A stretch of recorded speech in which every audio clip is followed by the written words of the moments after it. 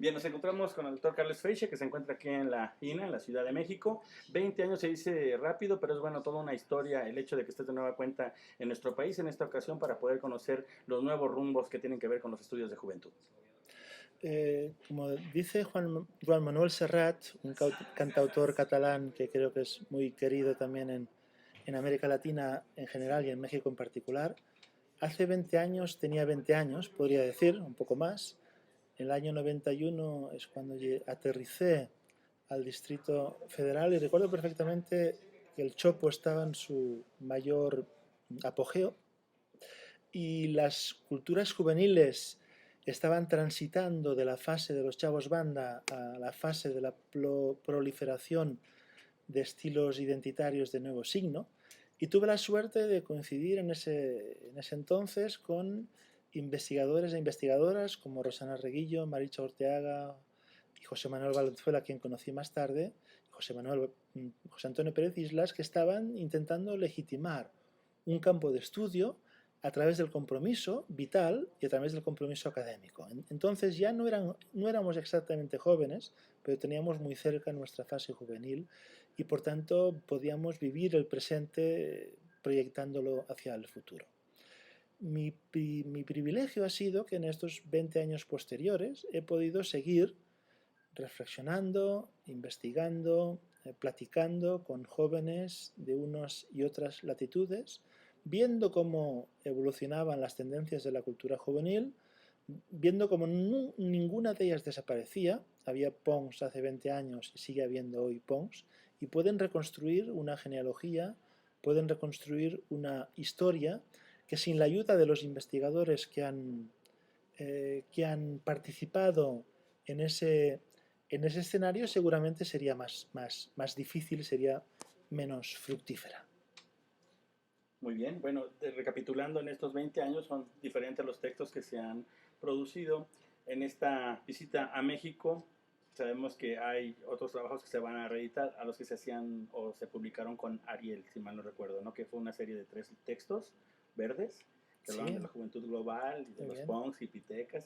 Y bueno, a los clásicos ya en la antropología de los jóvenes, como es el reloj de arena, por ejemplo, ¿no? Entonces, ahora, ¿cuál es la nueva producción de Carles Freixe? Sabemos que editaste uno en inglés, si mal no recuerdo. Sí, de Global Youth con una Global Youth. socióloga australiana, que fue un primer intento de crear una colección de textos no anglosajones, no anglocéntricos, sino con una perspectiva realmente global. En ese libro hay aportaciones de África, de investigadores de África, de Asia, de Colombia, de varios países del mundo, ¿no? Ahora lo que estoy empezando a redactar es un libro sobre los Latin Kings, que es la investigación que me ha ocupado los últimos 5 o 6 años, una investigación muy intensa, muy interesante, que es los jóvenes latinos en Barcelona, ¿no? Digamos, lo que yo llevé a cabo en México hace 20 años, tuve la suerte de que al final volvió a mi casa en cierta manera, ¿no? Me reintegró a mi espacio más inmediato gracias o por culpa de la llegada de jóvenes emigrantes de origen latinoamericano, en este caso no mexicano, sino ecuatoriano, dominicano y centroamericano y peruano, que llevaron con ellos sus formas identitarias, que fueron vistas inicialmente como las bandas latinas, como una forma de pánico moral muy fuerte, pero que a través de nuestra investigación pudimos darles otros puntos de vista y otras miradas. Este tipo de experiencias como la de los Latin Kings en Barcelona o en otras regiones de España, ¿cómo poderlo trasladar al ámbito mexicano, al de los chicos en Brasil o en Colombia, para tratar de reconstruir este tejido social integrando a estos jóvenes?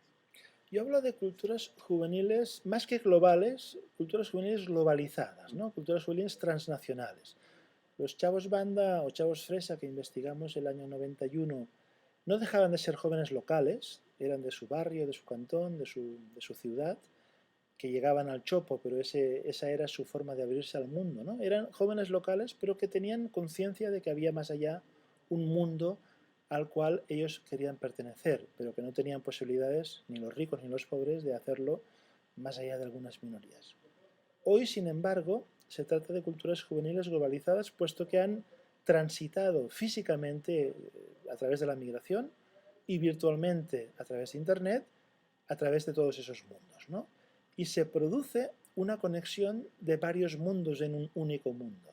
Hay el mundo, por ejemplo, en el caso de los Latin Kings, yo hablo de las 3 vidas de los Latin Kings, ¿no? La vida de los Latin Kings en Estados Unidos, que es donde surgen los modelos hegemónicos, la segunda vida, el segundo nacimiento de los Latin Kings en América Latina, cuando renacen tras las deportaciones y las migraciones en los años 90, el tercer nacimiento de los Latin Kings en España, en Barcelona y en Madrid a partir del año 2000, y el cuarto renacimiento de los Latin Kings en el mundo virtual, ¿no? Como Internet permite y genera que esas identidades juveniles, más allá de las fronteras nacionales, más que transnacionales, yo diría que son postnacionales, puesto que reinventan una identidad étnica o nacional que seguramente es posible que sea o que fuera el prolegómeno de nuevos tipos de fronteras y de ciudadanías cuyas identidades todavía no sabemos por dónde van a ir.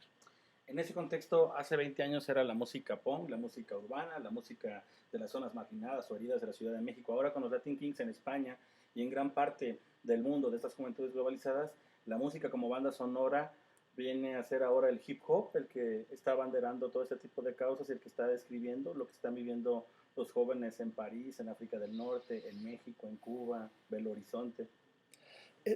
Las músicas siempre son un lenguaje que expresa la pluralidad de mundos juveniles, ¿no? La pluralidad de mundos juveniles o de mundos de vida. Pero las músicas tienen la particularidad de que nunca desaparecen desde el momento en que se crean, ¿no? Tienen altibajos, tienen revivals, tienen fusiones, tienen mezclas, pero nunca desaparecen del todo.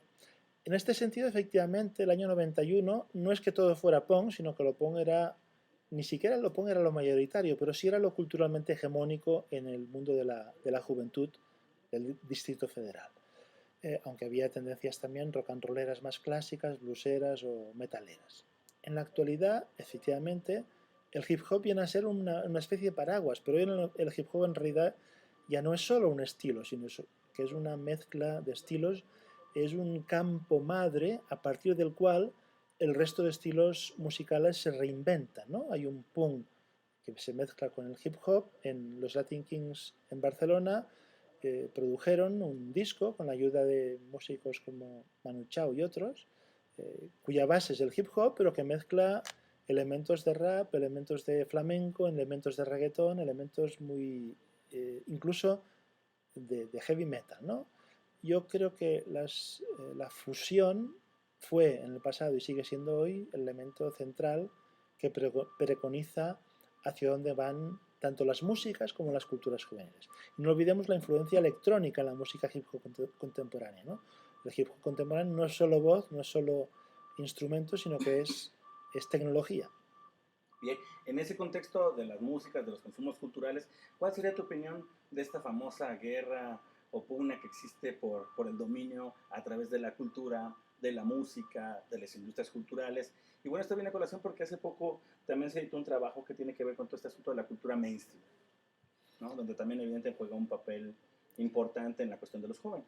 Hace un año tuve ocasión de participar en un estudio europeo sobre las tendencias de la cultura juvenil en Europa, y una de las conclusiones precisamente fue esta evolución de la hegemonía de lo subcultural, de lo subterráneo, de lo contracultural, a la hegemonía de lo mainstream, ¿no? De las tendencias medias, ¿no?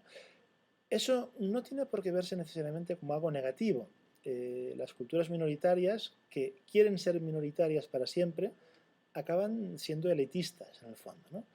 Y las culturas masivas nos están indicando que en realidad hoy en día la inmensa mayoría de los jóvenes del planeta participan de algún modo, para bien o para mal, en la cultura juvenil. La cultura juvenil ya no es algo minoritario, contestatario, subcultural, sino que es algo que está presente en la vida cotidiana de todos los jóvenes. Y eso debe asumirse como un elemento de la realidad.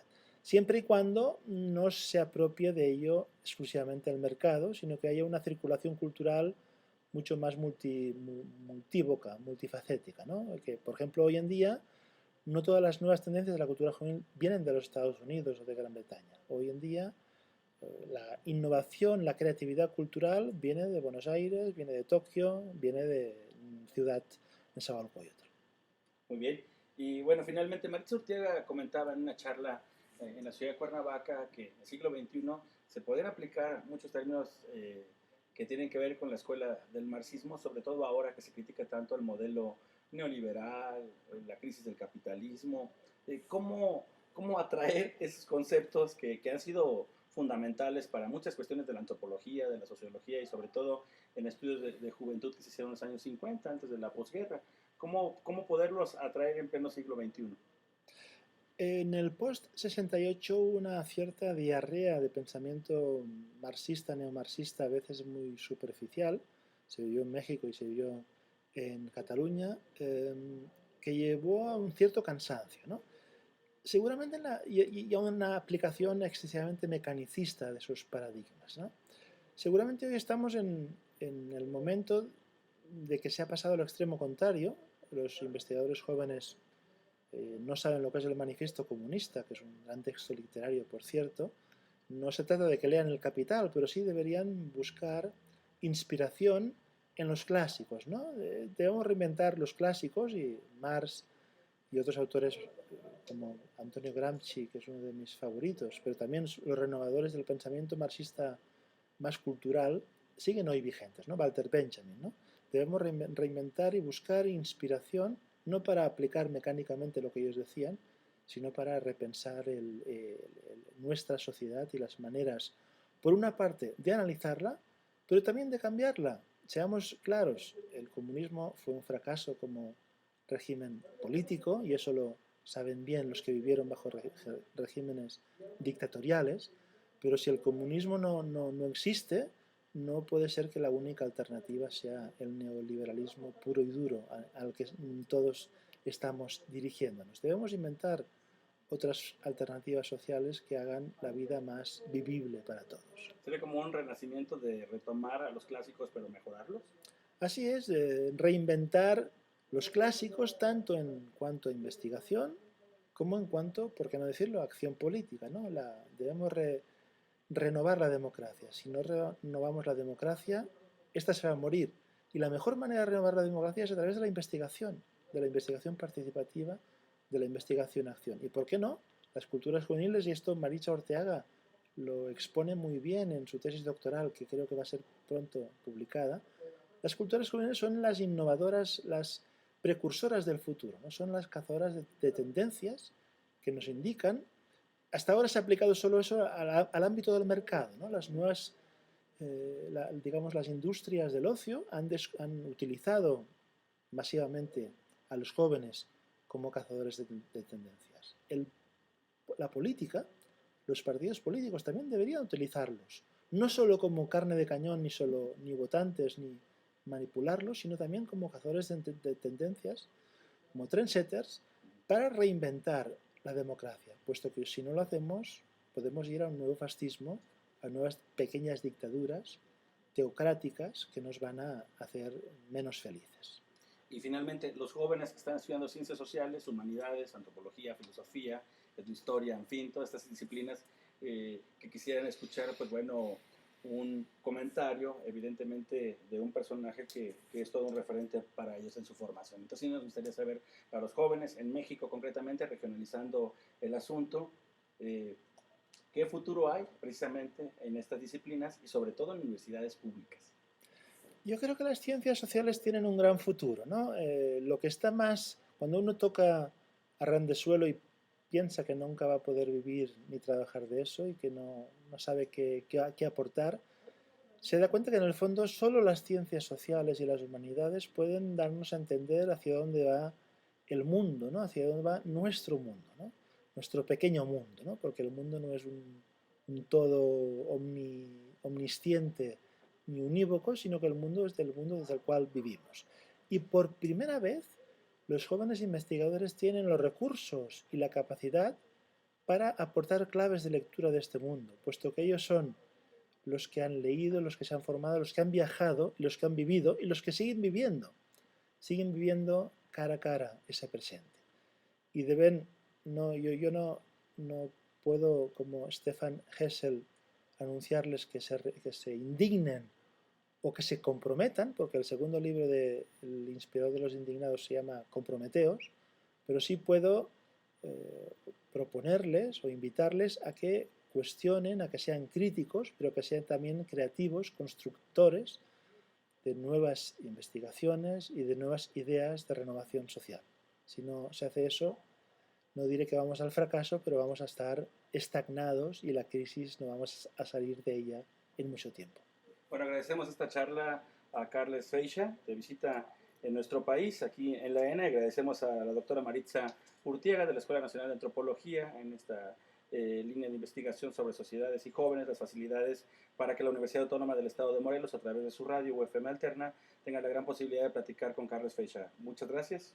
Gracias a vosotros por vuestras interesantes preguntas que me han hecho estrujar el cerebro, cosa que a estas horas del día no siempre uno tiene suficientes neuronas disponibles para hacerlo. No, un placer, un placer. A vosotros.